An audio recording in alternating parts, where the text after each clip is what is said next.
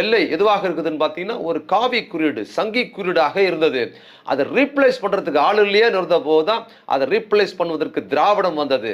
திராவிடம்னு அதை சேர்த்து சொல்வதை விட திராவிட முன்னேற்ற கழகம் வந்தது. திராவிட முன்னேற்ற கழகம்னு எல்லாத்தையும் சேர்த்து சொல்வதோடும் திராவிட முன்னேற்ற கழகத்தின் தலைவராக இருந்த டாக்டர் கலைஞர் வந்தாரு. அவர் முதலமைச்சராக வந்ததுக்கு பிற்பாடு தான் அந்த இடம் ரீப்ளேஸ் பண்ணப்பட்டது.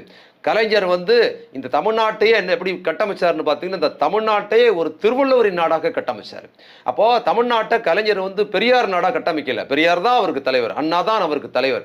தத்துவார்த்த ரீதியாக அது பெரியார் நாடுன்னு கட்டமைக்கல. எனக்கு தலைவர் என்பதற்காக நான் பெரியார் நாடுன்னு சொல்ல முடியாது என்பதனால் திருவள்ளுவர் நாடாக அதை கட்டமைச்சார். திருவள்ளுவர் என்பது இங்க இருக்கிற எல்லா தமிழர்களுக்கும் ஒரு ஒப்பற்ற தலைவராக இருப்பார், தத்துவ தலைவராக இருப்பார்னு என்ன பண்ணார் கலைஞர்? திருக்குறளை ஜனநாயகப்படுத்தினார். பஸ்ல அவர் பொதுப்பணித்துறை அமைச்சராக இருக்கும் போதே போக்குவரத்து துறை பஸ்ஸில் எழுதி போடுறது எங்குப்பா